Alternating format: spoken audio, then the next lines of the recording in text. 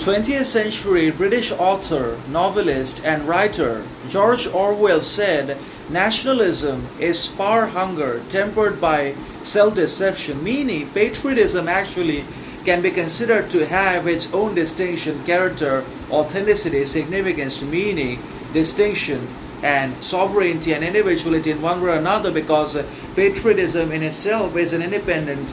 and a very important, indispensable, and imperative feeling that must exist inside of each and every one of us, and that also must live and dwell in our soul, mind, heart, psychology in one way or another, particularly when we belong to a country as well as to a society and culture that has its distinction and history and reputation in one way or another. So patriotism has always been a significant, important, meaningful, authentic, distinct, individual, and sovereign feeling that is unaffected, uninfluenced, and unbothered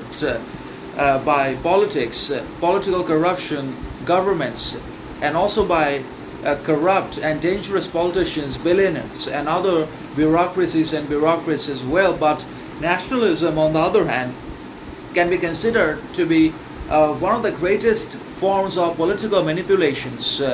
and establishment of false beliefs and ideologies and notions in the minds of the people in a society, culture, and state, to basically keep them forever in the state of helplessness, and to also subject them to permanent corruption, inequality, injustice,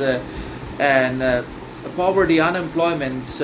and enslavement of their mentality and actions in one way or another. So nationalism cannot always be considered to be good because it is arrogance, aggression, and superiority disguised as good, wisdom, morality, authenticity, or maturity, when in reality it's the direct assertion of exceptionalism, individualism, and superiority and arrogance that just cannot be considered to have character, morality, common sense, etc., because everyone in the world has a right to exist, and everyone belonging to different countries, parts, regions, and cultures and societies of the world has their own distinction, morality, and authenticity, and talent, skill, intelligence, and many other faculties that makes them unique and valuable in one way or another, and that is only one person. So we just cannot always consider nationalism to be a very good philosophy, because it's political manipulation to disguise corruption and downfall of the state and economic degradation, inflation, etc. So it's self-deception also. When we become nationalistic, we're basically deceiving ourselves.